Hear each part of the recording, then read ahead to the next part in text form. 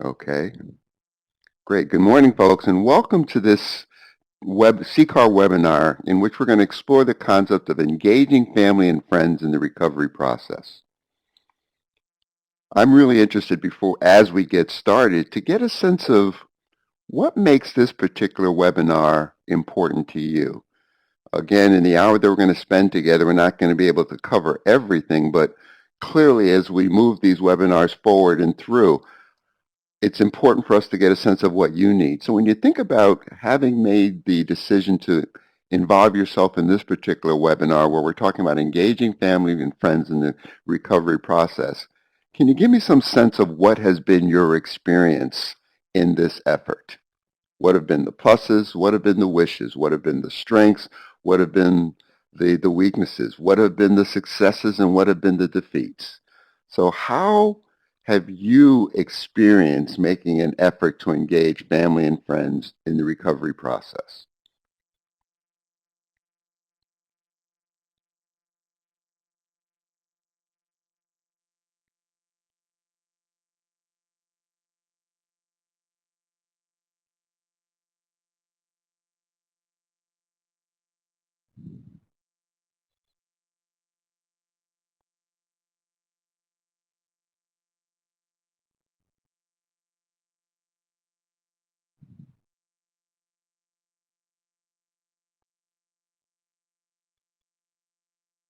I have multiple attendees typing before I move. Families are looking for tools and to define the roles that they play. Thank you, Stacy. That's helpful. They're looking for tools and want to define the roles that they play.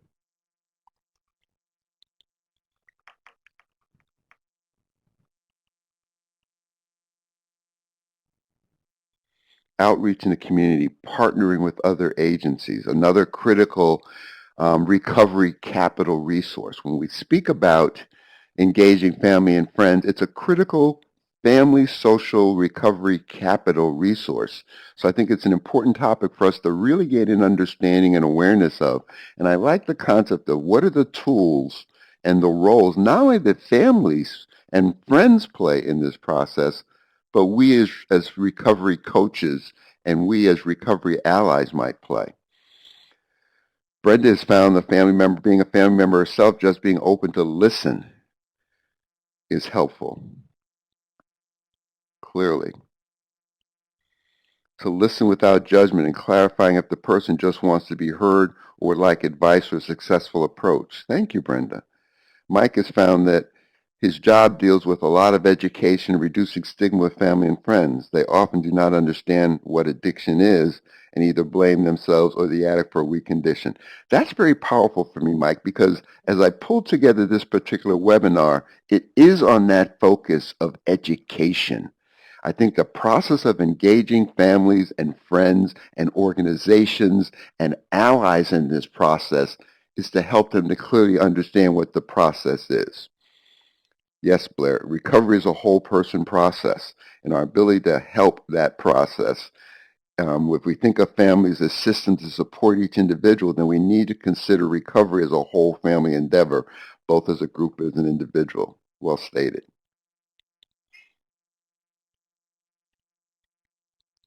So let me move on a bit and continue to type and continue to offer your thoughts about this because, for me, this is hopefully very much a collaborative effort. I'm offering what has been helpful for me as I've made an effort to explore what I would like to share with you. But in sharing what I share, I hope we can expand upon it. For me, if you hang around me long enough, this is really about you developing your art of helping. Much of what we gain through these webinars is a science that addresses the art of coaching recovery. The agenda that I had coming in is describe the dimensions of recovery and the cultures of addiction and recovery. And that speaks to the piece that you talked about, Mike, helping them to understand what addiction is and maybe pull away some from the blame. I always think, let's not blame, let's take responsibility. And the ability for people to take responsibility in this process is for them to know what the process looks like, to know what is helpful and what's not helpful. We're going to identify the recovery process as a culture shock for the recovery and their families and friends. We're going to identify the role of a recovery coach in engaging family and friends as a critical recovery capital resource in the development and support of the process that the recovery is engaged in. And we're going to describe skills and strategies to guide and support family and friends in their involvement in a culture of recovery.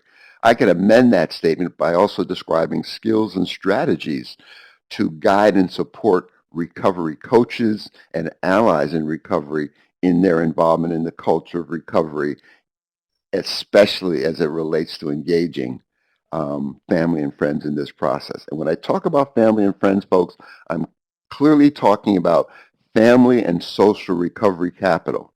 What that speaks to are intimate relationships that the recovery may have, family and kinship relationships, social relationships that are supportive of recovery, the willingness of intimate partners and family members to participate in the recovery occupations and tasks and process of the recovery, and perhaps the presence of others in recovery within the family and social network who can be a part of the process as well. Any questions about where we're going or any thoughts about where we're going?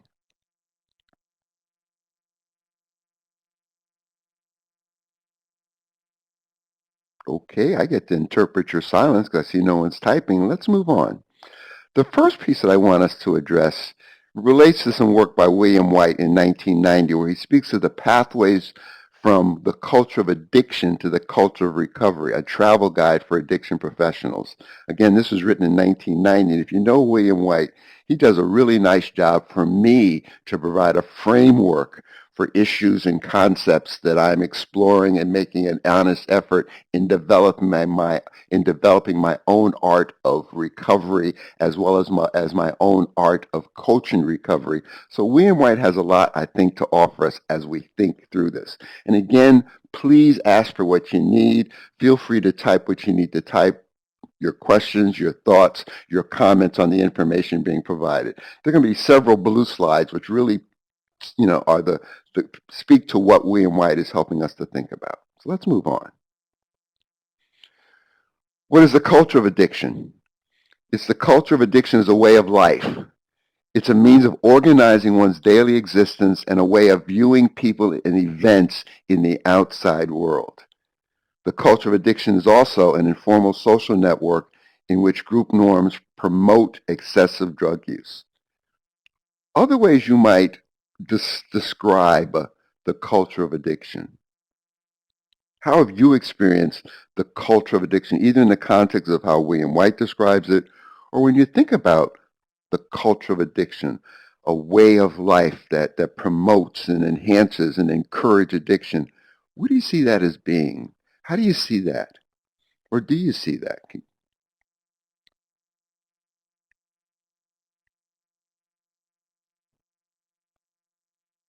Think about it. What is a culture of recovery? Let me grab Brenda's comment before I move on. Culture of addiction, folks.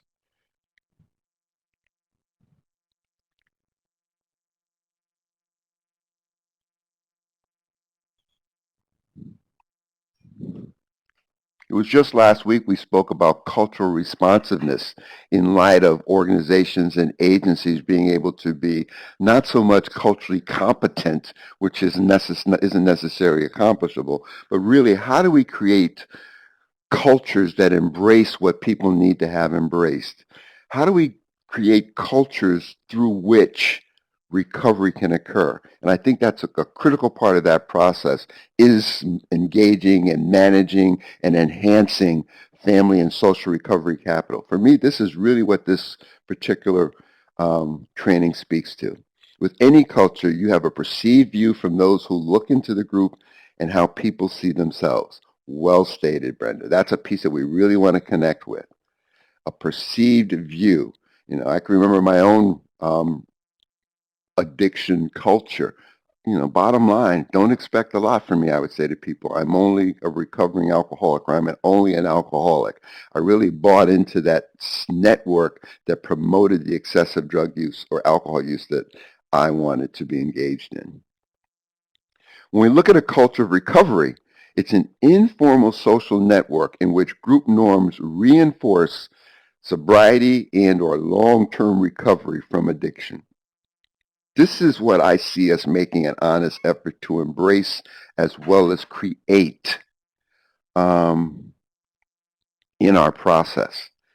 An informal social network, that's what I believe recovery capital is really about. That's what I believe that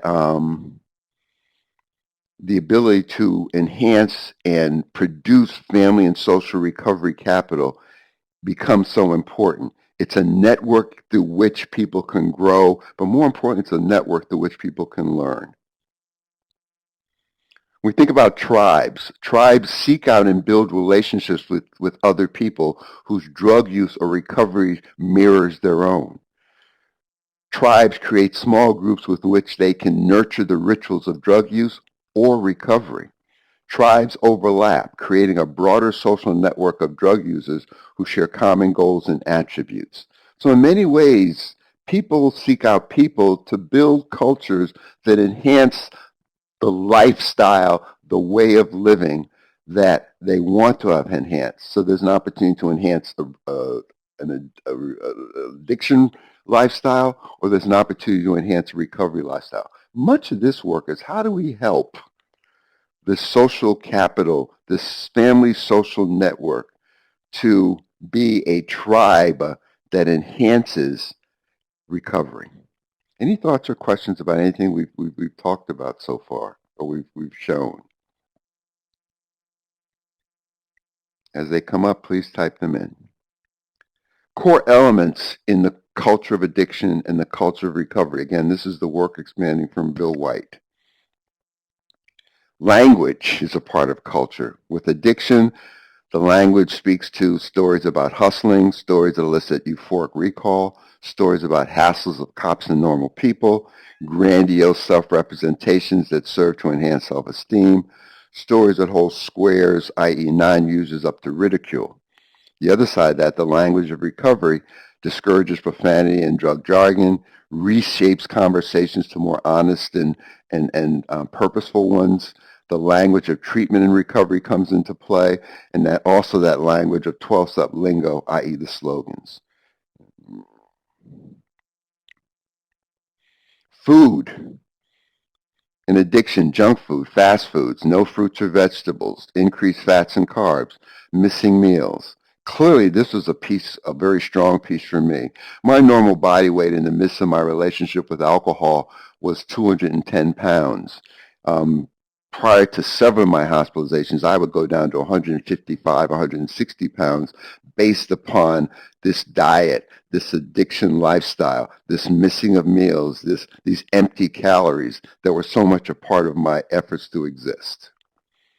Recovery food, food and moods, coffee consumption, sugar control, managing drug hunger through diet and exercise.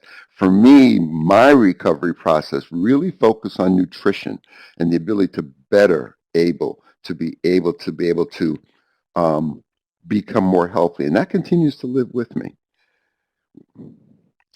Welcome, Beth. Glad you're here. Any thoughts about, so far we've looked at food, we've looked at language as parts of looking at the culture of recovery. And again, folks, this information I'm offering to you, I think will be very helpful information, again, as Mike mentioned earlier, to educate family and friends, to educate organizations and agencies that seek to be a part of the process of recovery. I think for me, the 4 laws of change speak very loudly. And one of the critical of the 4 laws of change is that a great learning must occur. And I believe that a great learning that's helpful in this process of engaging others in the process of helping recovery is to help them to understand what the culture, the way of living, the way of life of both addiction and recovery can be. I've got some people typing. Let's see what we got. Again, when we look at spirituality and religion, let me go back. When one is thinking about family and friends network, we need to remember that their addiction may be to the chaos around the addict. So their language of disengagement may include learning how to focus on themselves instead. Great point, Blair. Great point. The expectation for me is one, as we talk about a culture of recovery and move away from a culture of addiction, is to appreciate that both recoveries and the people who are seeking to be a part of this process, or maybe not seeking to be a part of this process, have been equally as effective. In fact, when we look at the last model that I'm offering to begin to really look at how to respond to the cultures that we're talking about, I really want us to think about people, whether they be recoveries. They're both recoveries to me. They're recovering from what they've experienced in the lives of people that they've cared about. So I'm not mad at people who are making an honest effort to help others. The critical piece is they take care of themselves first. Go back to Recovery Coach Academy, day 5, and we talked about self-care. An occupational hazard of people who take care of other people is that they don't take as good a care of themselves. So again, I think this information about the cultures of addiction and recovery also offers the opportunity for people who are seeking to engage in helping this process, helping them to learn how to better take care of themselves as well. When we look at spirituality and religion for an addiction, most are believers. There's little thought is given to the spirituality or religion, so there are not many atheists or agnostics, which requires a conscious thinking and rejecting of God and religion. There's a large void. There's a large void in spirituality in my own addiction experience. Believe that they're going to be nailed for all that they have done, i.e. being sinners. But that large void was what I think I was trying to fill with my relationship with alcohol. There was a spiritual bankruptcy that was clearly a part of who I was as my addiction continued. Recovery, it's identifying a higher power or God as I understand that entity. It's discovering spirituality. It's spiritual experiences. It's victory and surrender. A different way of looking at what people have been experiencing. Dress and appearance in the culture of addiction, physical injuries and illnesses are ignored. Actually, physical health is ignored. Physical well-being is ignored. Personal care becomes the exception rather than the norm. That's the critical piece that keeps coming up for me. So much of recovery for me became a willingness to turn my life over to care. And that personal care is an ongoing process in all the several dimensions of holistic recovery that are possible for an individual, especially in my life.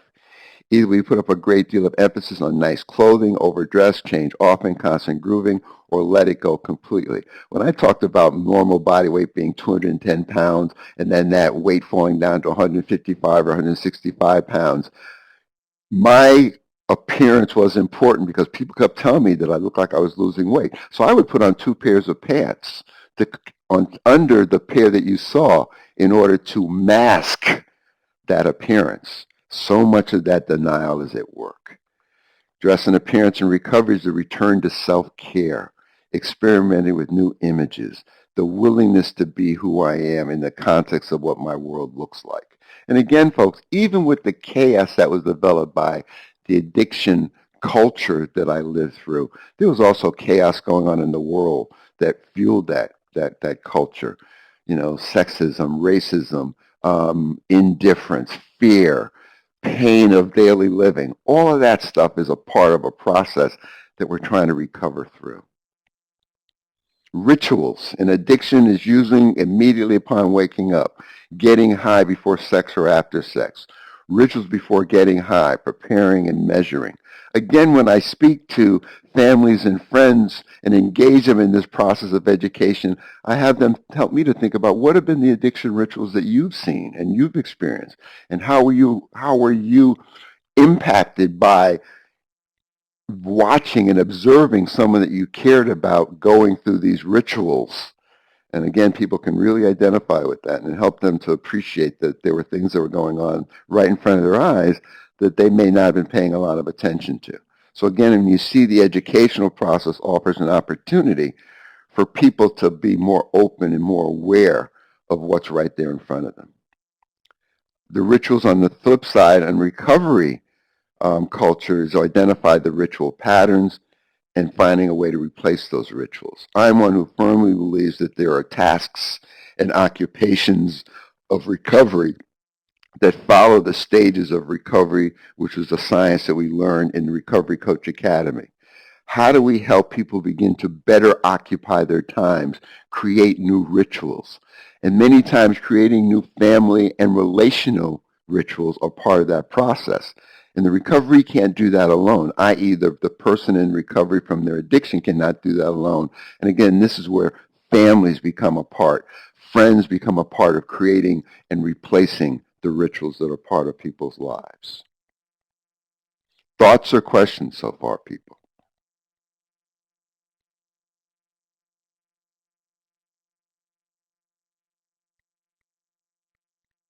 Do you feel food options is seen as more acceptable visual change to get symptomatic public eater? In addition, having rituals produce a sense of calm, yes.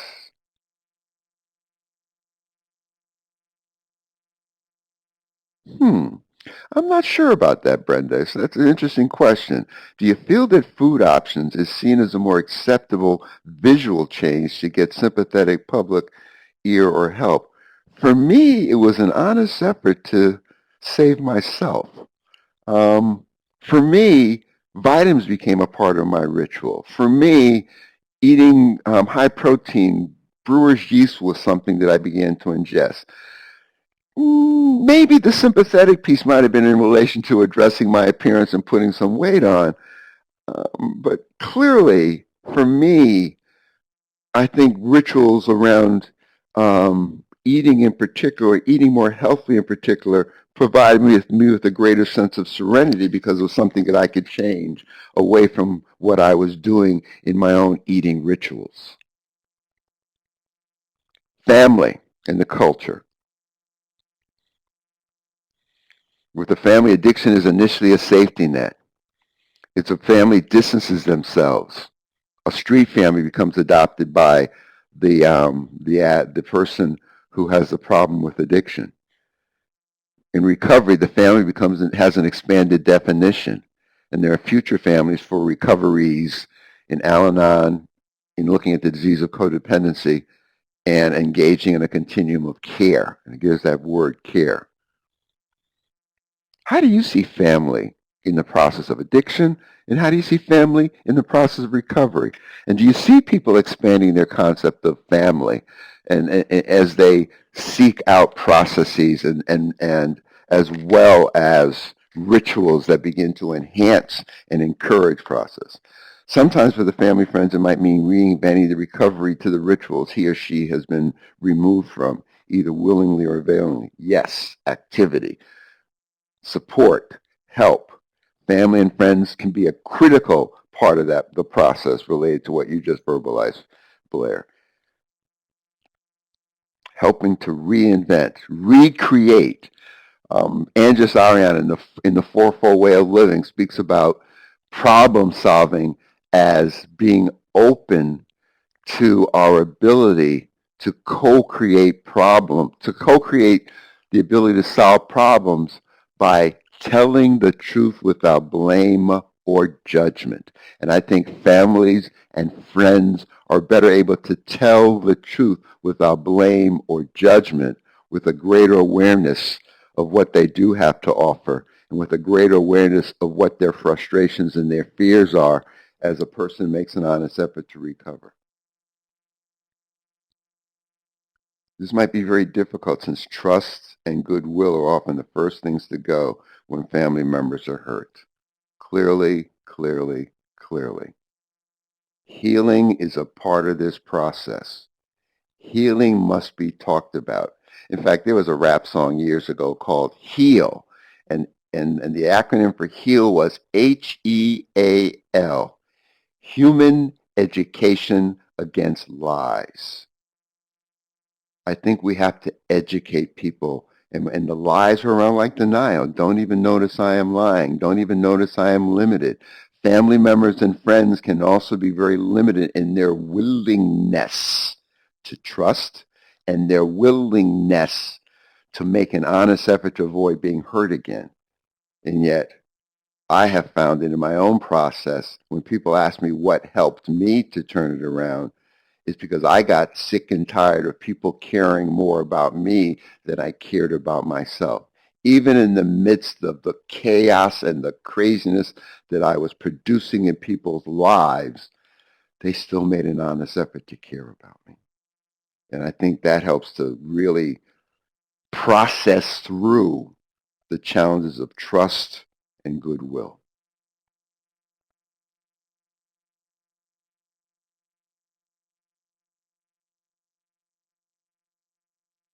Got a couple of people typing. Think about family in the culture of addiction and family in helping to produce a culture of recovery. Critical recovery capital resources. Yes, the HEAL acronym comes from a rap song that was called Human Education Against Lies. HEAL. Human Education Against Lies. And think about how that applies to the healing process of recovery. Educating ourselves in a more human way, in a more humane way. And part of the humanness for me speaks to the fact that as a human being, I make mistakes. As a human being, I am not perfect. That spirituality of imperfection is such a critical part of this process, especially when I speak with family and friends who may want to give up or may feel that they have no opportunity or any ability to impact the lives of people that they care about, since for such a long time that has not occurred.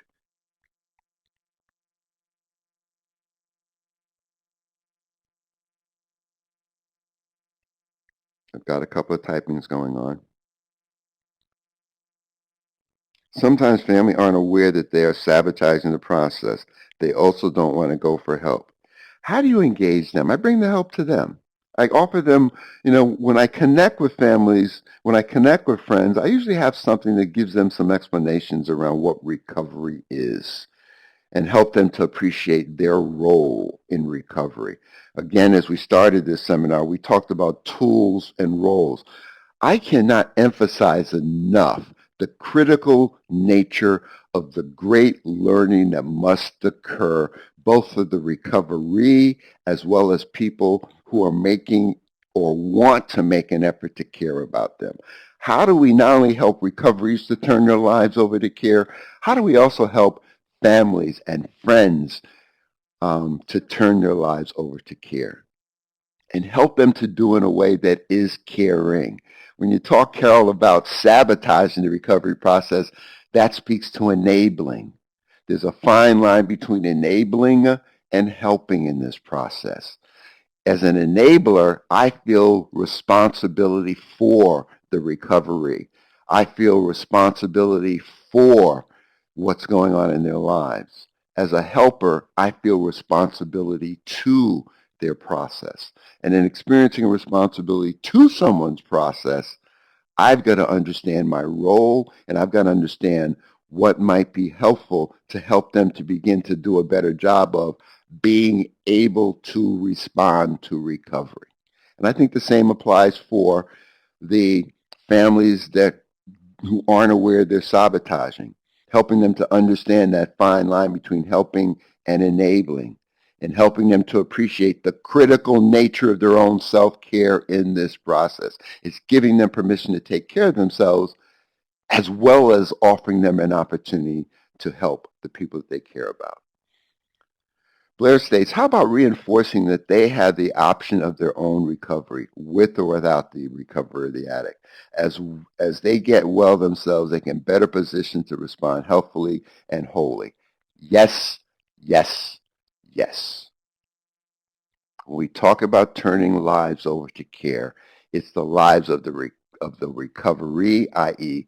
the person who has the addiction, and the recovery, i.e. the person who cares about the person with addiction but doesn't know how to present that care. And I think when you talk about being better able to be positioned to respond healthfully and wholly, yes, yes, yes. I think that's why Recovery Coach Academy would be a critical asset to family members. In fact, I remember a couple of years ago, we had a father who, as a gift to his son, brought his 17-year-old son to the Recovery Coach Academy. And the 17-year-old son was an addict. And wow, was that a powerful experience for the both of them. That demonstrates the commitment to learning. Again, Carol and Blair, what we're really talking about, as you both posited those questions, is getting people to make a commitment to a process and helping them in making that commitment to, as much as possible, understand what that process looks like or can look like, and developing their own art of supporting recovery. And you support the art of recovery by learning a science of stages of recovery, stages of change, and motivational interviewing, asking good questions, managing one's own stuff. All the stuff that we do as recovery coaches, I believe that family members can be taught to do as they coach through their experiences and as they coach their own process. And clearly for me, if you're going to coach recovery, it's critical that you learn it, you live it, and you lead it. And that really puts, I think, family members in a better position to become more whole and more healthy as they make an effort to help. Yes, that fine balance that's always been there. How do we take care of other people? We take care of ourselves first.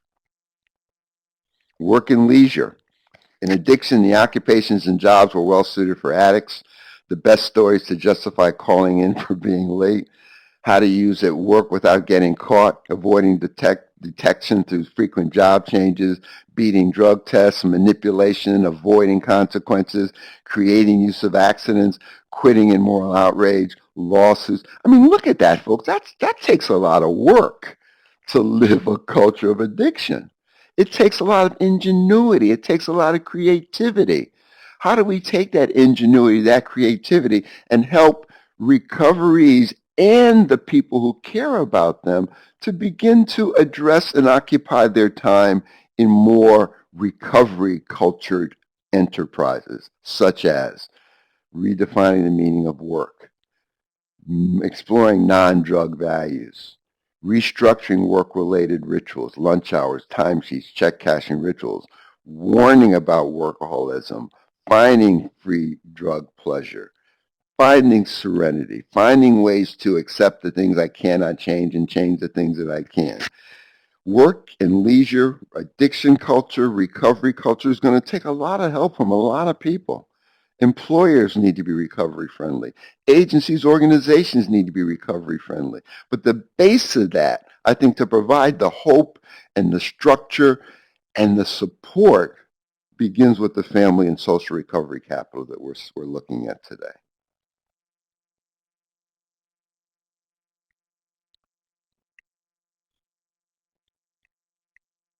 I'm going to get what Brenda's typing once it comes up. Let's move on. They spoke about values in the previous one. In addiction, the values of the drug comes first. The drug is what's most important. I learned that my spiritual focus was alcohol. Because when I learned about spirituality, I learned about what we believe to be most important. So clearly what was most important to me was drug alcohol. Addiction, everyone's on the make. Don't trust anyone. I believe so. I believe that there are trainings within the CCAR network that really speaks to connecting with employers and job sites. And correct me if I'm wrong, anyone who knows better, that help to focus on recovery-friendly work environments, recovery-friendly employers. I know that's something I've heard Phil talk about more than once. The values in addiction are don't feel the drug, don't feel emotions. Avoid responsibility by blaming. Every interaction is a potential hustle. Get excitement through risks. The image is the message. In recovery, the values are addiction is exploitation, recovery is service to others. Addiction demands retribution. Addiction demands restitution. Addiction is deceit and manipulation. Recovery is honesty. For me, recovery is turning my life over to care. For me, recovery is developing partnerships that work, because I didn't know what I didn't know about not so much recovering, but about living life on life's terms. I think the greatest blessings that I've had have been both my granddaughter and my wife. In the pain of my existence, my wife became a part of my life, and to offset that pain, her middle name is Joy. My soon-to-be 23-year-old granddaughter, actually tomorrow, her middle name is Joy. And they've been a part of my process of turning my life over to care. The fact that they saw me living differently created greater avenues of them trusting me. But more importantly, they cared about me at times that I didn't care about myself. So critically, we think about the value of care, and turning one's life over to care is a critical prospect and a critical focus in developing cultures of recovery. Thoughts, comments, questions on this piece?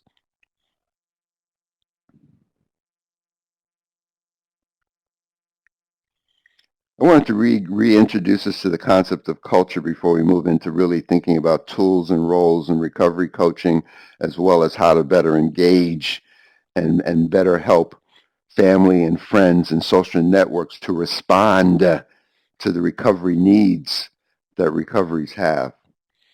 Culture is the integrated pattern of human thoughts, communications, actions, customs, beliefs, values, and institutions of a racial, ethnic, religious, or social group. When we speak about cultural competence, it's a set of congruent behaviors, attitudes, and policies that come together as a system agency among professionals that enable that system agency or those professionals to work effectively in cross-cultural situations. Competence means having the capacity to function effectively. That's so much of what this work is. My ability to turn my life over to care and my ability to develop a care recovery process is also my ability to learn how to function functionally in dysfunction. And isn't that a powerful message for family and social recovery capital? If you want to get a greater sense of that very powerful message, whitebison.org is a very valuable resource. They gave me a lot of information on how to think about functioning functionally in dysfunction, how to care when I don't want to care, how to trust when I am mistrusting or mistrusted, how to be honest when I'm so full of denial. And those are issues that I think people need help. whitebison.org, valuable resource.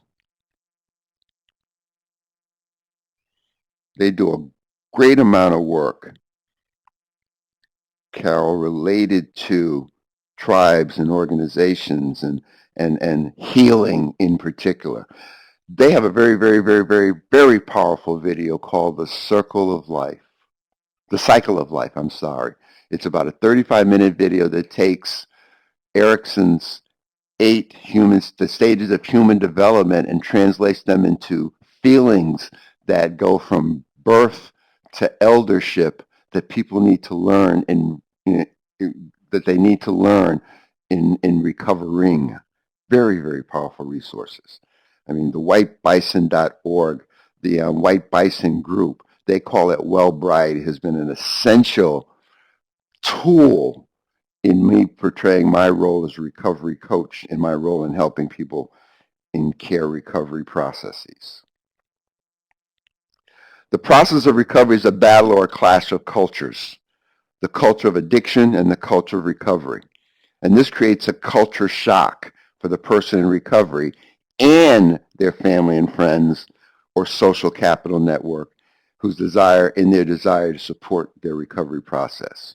What do you think about this statement?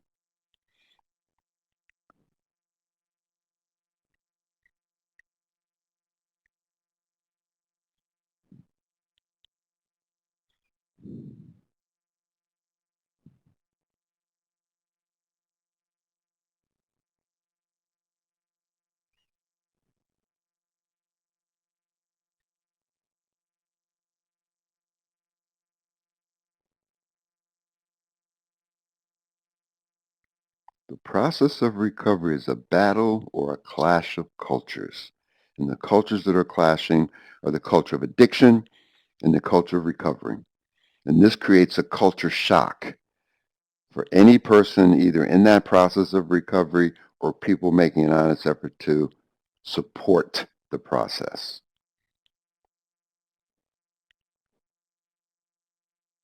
I think a critical role delineation and a critical tool box development, or i.e. developing the art of supporting recovery, is to understand this concept. I believe it comes down to the basic battle for time required for yourself and the others in daily responsibilities. Very much so, Brenda. I think that's why when you look at the stages of recovery, those 4 stages represent the opportunity for both the recovery as well as the people in their social and family network to understand what can be done on a daily basis and occupying one's time to better fuel and feed and support and engage in a culture of recovery. Having had a couple of kids do Rotary years abroad, the return to their culture of origin was actually more difficult than entering their foreign one. Depression, sadness, longing, etc. Devaluing the culture of origin was also part of their reentry. I like that, Blair. It demonstrates that in many ways that battle does occur. I know the battle occurs not only in the culture of addiction and of recovery, but also within our own larger society. We live in a culture of fear. And how do we offset that with a culture of hope and faith and trust and belief? All of these components are clashing and coming together, and no wonder it's so difficult for people who want to help this process to really believe that it can have an opportunity to help. Mike says, I believe it's a shift of thoughts, outlooks, and idealizations. A true paradigm shift. I got you, Mike. You're right. I'm right there with you. In my own developing my own art of coaching recovery and coaching care, I delineated that paradigm shift. It was a paradigm shift from looking at professionals as doing the work to a paradigm shift of this everybody's work, including family and friends and social networks. That's a critical part. It's a paradigm shift from treating recoveries as objects and recipients of care to resources in care. Faith, hope, and belief, as Blair says, are core recovery values and necessities.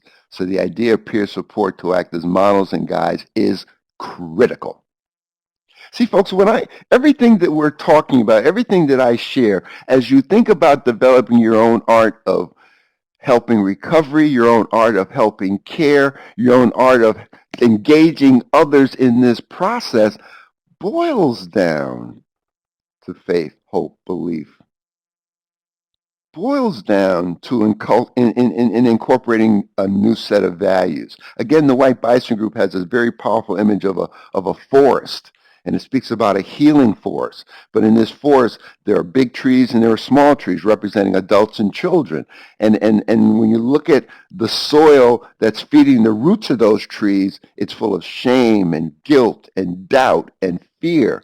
We have to begin to introduce new values below in that soil to begin to truly impact this culture of recovery that we're looking to engage people in. And I think it's a very powerful way to offer hope and faith to families and friends who may have begun to distance themselves and begun to disconnect and begun to fear that recovery was not possible. Helping them to appreciate that they have a major potential part to play in this process, I think is critical to the process. And it goes back to what you said, Blair. Faith, hope, and belief. Hope is having opportunities present every day. And if we can offer families and friends and social networks the have opportunities present every day to at some level support what the recovery is doing. But more importantly, I think it was a point I wanted to make earlier, as family members, friends, the people who are critical social family recovery network participants, their ability to learn, live, and lead a life of care will enhance the process. Culture shock. If you were with us a month ago when we did the cultural responsiveness piece, you saw this culture shock piece. I think it applies to what we're talking about today. That culture shock is that culture clash. The initial attitudes of family and friends may be, I'm open, I accept, and I trust. Or I'm suspicious, I fear, and I have prejudice relative to believing and trusting and having faith that this addiction can be turned around. Appreciate those initial attitudes, folks, and those produce cultural differences. Those are creating those cultural differences. The inevitable reactions to this culture clash, this culture shock, this cross-cultural encounter, i.e., we're moving from a culture of addiction, hopefully into and through a culture of recovery. There are differences that are going on, and not everything changes at once. And the ability to appreciate that those encounters between the two cultures can be frustrating, confusing, produce tension and embarrassment. But we have the choice to use coping strategies that will either help us to get through or not. The coping strategies of, again, a family and friends might be to observe, listen, and inquire. Observing, listening, inquiry is that great education that can occur. It's that active listening that we want family members and friends to begin to better engage in. Let's teach family and friends how to be active listeners. Let's not assume that people know how to do that. Let's encourage families and friends to be better motivational interviewings. Let's not assume that they know what questions to ask and how to ask good questions to be better able to cope and help to produce the choices that are going to help to overcome the frustration, the fear, the tension, and the embarrassment. If we don't have those educational processes in place, if we don't offer recoveries and their family and friends avenues to educate themselves, healing force to engage in, then there'll be the continuing of the criticizing, the rationalization, and the withdrawal. The rationalization being, listen, it didn't work before, it won't work this time. The withdrawal is to protect myself, to take care of myself, to not get sucked back into what I was sucked into before that was so painful and so unhelpful and so unhealthy for me. So if we look at this culture shock, and there are the two ways to move through it, the results are either rapport and better understanding or alienation and isolation. So my perception is that if we can really help people to think about the ability to cope better by observing, listening, and inquiring. What do recovery coaches do? We observe, we actively listen, and we ask good questions. Why not teach family and social recovery capital potential allies and supporters that three-legged wheel? In the middle of that wheel is managing and discovering your own stuff. That gets back to the issue that was raised earlier about, some of that stuff is my fear. Some of that stuff is my sense that it's not going to get better. Some of that stuff is my prejudice based upon how I have lived with this person over time and what the problems in living have been as a result of that. Again, it just grabbed me when I looked at this cultural shock piece in relation to what we're talking about today. Given the nature of culture shock experienced in the process of recovery, what is the role of a recovery coach in engaging family and friends as critical recovery capital resources in the recovery's process?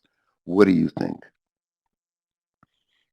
Given the nature of the culture shock that we've experienced in the process of recovering, what is the role of a recovery coach in engaging family and friends as critical recovery capital resources in the recovery's process? Any thoughts?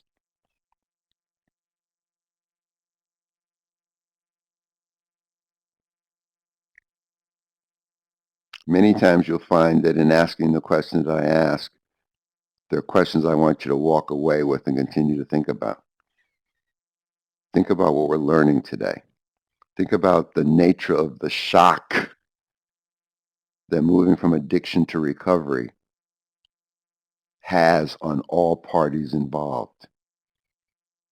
Think about the ability, think about, what we describe as recovery capital as being a critical part of the process.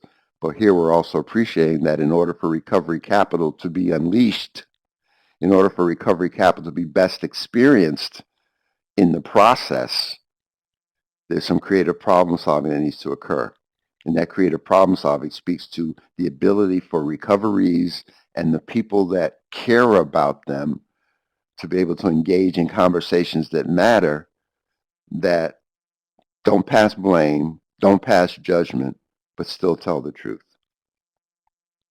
And I think the ability to do that offers both the recovery from their addiction and the recovery who's been exposed and experienced through that addiction to gain a greater understanding of the needs of each side.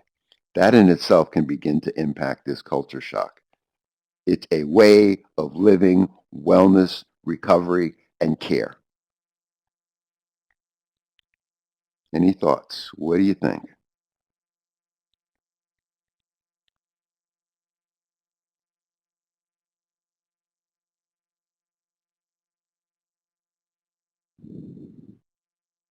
We're beginning to ask you to tease through, what role can I play? What are the tools that I can bring to bear? We've already identified many of them are the recovery coach roles and tools. Consistency is a great gift to the recovering individual and their supporters. 4 laws of change. Change must come from within. It must be preceded by a great vision of what that change will be. There must be a healing force, i.e., a culture, a way of being together that enhances the opportunity for change. And the last part of that, those 4 laws of change, there must be a great healing. And I mention that again, Blair, based upon that piece of consistency. For me, consistency is gathered by me helping people who want to support a culture of recovery to do it for themselves, support their own culture of care, commit themselves to that.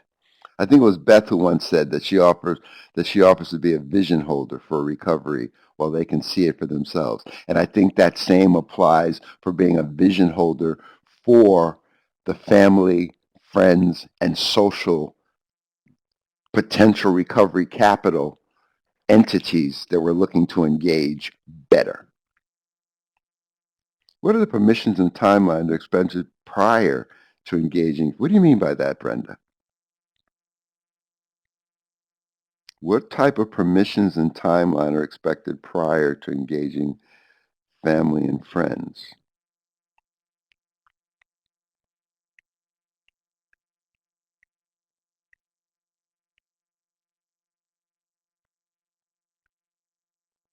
I'm not sure if the timeline doesn't follow, if I understand your question, Brenda.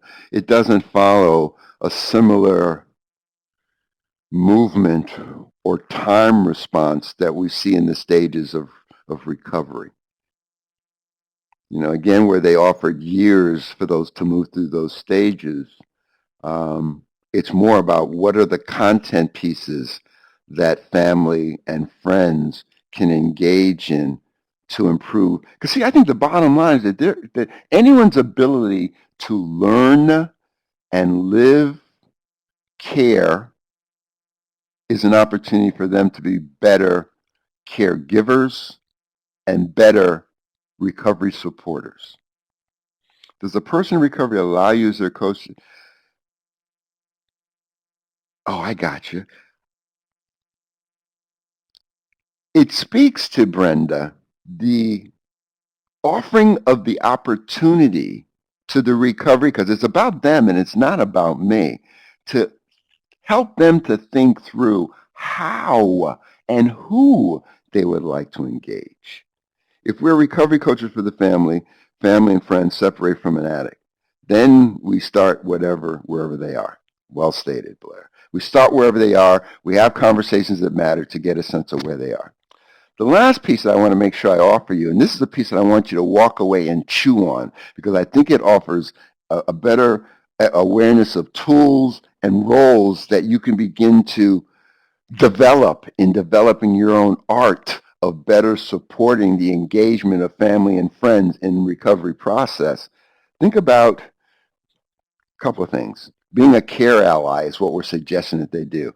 Being aware of their power, being culture responsive, being able to respond, being respectful, acknowledging the privileges they hold in that relationship, being realistic, and being supportive.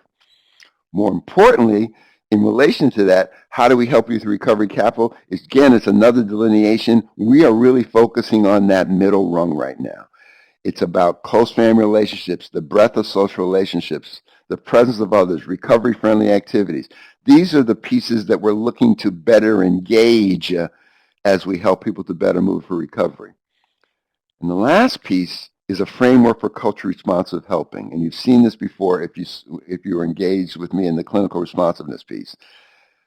Think about these pieces, broaden it beyond what we looked at it before and talking about, this is about helping to develop cultures that are more responsive to recovery and care. It's establishing inclusion, it's stimulating competence, it's developing a positive attitude, and it's enhancing meaning in both the recovery's life as well as the person looking to help the recovery. So what I've done is I've just broadened this from focusing clearly on developing more responsive, more healing force for recoveries and expanding it to how do we do that for people who want to help recoveries. I suggest that you chew on this. I would suggest that you chew on this and offer me any feedback that you might have in how you think about this as being a potential way for us to better help include family and friends in the process of recovering. Again, this is a lot to think about, but we've only got an hour to do the work. But what I'd like to do is give you as many resources and tools as I can that have been helpful for me that might be helpful for you. So again, feel free to make connections. Feel free to contact me at soulhelp@me.com and share whatever thoughts you have about this, because I use this particular framework both in looking at cultural responsiveness, and now I'm looking at it helping us to impact the culture shock that occurs in moving from the culture of addiction to the culture of recovery. Time is moving past us. Any last comments or questions before we move on to our day? I am so grateful that you all were here. It's such a powerful learning experience for me, and I hope it's the same for you. Any final thoughts or questions or comments as we move forward into our day? Yes, thank you, group. This collaborative learning. And please, folks, take this with you and learn it and live it and teach it. See you next month. Thank you as well. You're welcome. Thanks for being here, Carol. I thought about you when there was an inquiry from Deb about you're doing some work with you, and I thought this would be a nice beginning for that work. I think it has an opportunity to morph into as well more talk about motivational interviewing as a part of asking those good questions to begin to better engage the support that's so important and necessary for the recovery process. Thank you all, folks. Enjoy your day.